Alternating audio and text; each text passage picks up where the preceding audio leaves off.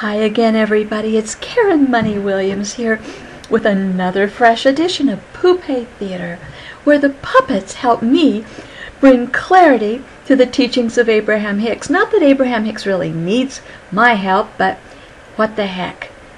It's a living, it's a job, and a girl needs to keep busy. Okay, Tommy Toucan, come on in, come on in. Well, hello, everybody. Hello. Hello, Tommy. Okay, so let's move right ahead with this. We are going through some vocabulary to learn the terminology of Abraham-Hicks, which is often somewhat unique from other teachings. They have their own unique spin on things. And for our first phrase today, I would like for you to help me hold this up.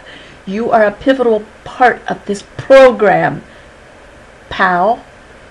Okay, right here. Okay, so now get a good grasp on it, Tommy. Okay, it says down, upside, and rock cab. And ignore that phone. I'll tell you, it's just beeping off the wall, but it's not even on the wall. Okay, so this is some strange terminology, and actually I put this together myself in a creative moment. So down, upside, and strock cab. If you read it a different way, it says upside down and backwards. That's just a little test. I wonder if anybody else got that before I spilled the beans.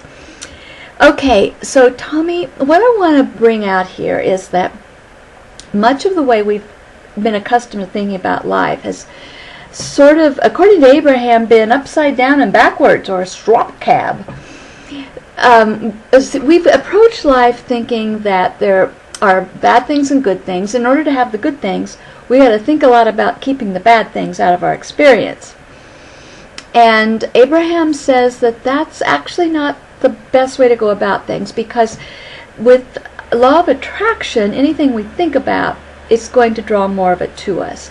So this is a very straw cab way of going about things, but really once we get the hang of this and practice it, we'll see that our lives start to really add up to what we want them to be. Does that make sense? Well, it does make sense, because I found that this is kind of a different sort of a approach to life, and I just haven't always been able to make heads or tails of it. Oh, I'm sure, Tommy. Well, that's not uncommon, but let's carry on now, and we are going to learn something else very unique to the Abraham teaching. And will you help me hold this one? Attaboy, what a beak. Okay, this one is on our high-tech board here, a piece of paper with plastic on it, specifically emotions. Okay, now Tommy, I know you have emotions, you have sentiment, you sometimes feel good and sometimes you feel not so good. Would that be the case? Well, I reckon it is the case. I feel good when the missus is hatching out some new earthlings, and I feel bad when the blue jays are coming around and taking the worms. Taking your worms. Okay, well, things happen, and when we react to something, we think about it, and then we have an emotional reaction much of the time, and it can be positive and it can be negative. Now, what we learned from Abraham-Hicks is that emotions have a great deal of meaning, and now we know what that meaning is from Abraham, because they say when we are thinking a positive, happy, non-resistant, they call it, thought, then we're going to feel good.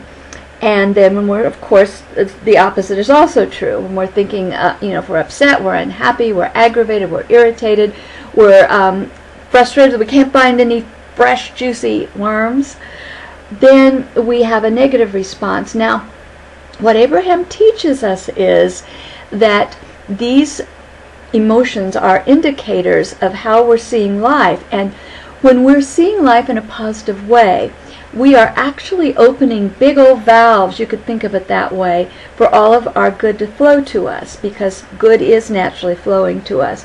When we're seeing life in a way that's upsetting, aggravating, irritating, and so forth, discouraging, then we're closing our valves to the well-being that's always flowing to us. So the trick is to always be looking for, we talked about trying to choose a better feeling thought.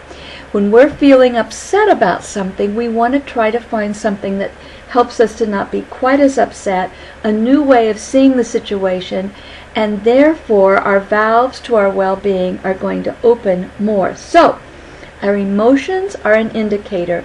They are these precise little warnings or pats on the back, you could say, that say, hey, wait a minute, you're thinking in a way that's going to take you where you don't want to go, or wait, wowzer, dowser, you're thinking in a way that is going to take you exactly where you want to go.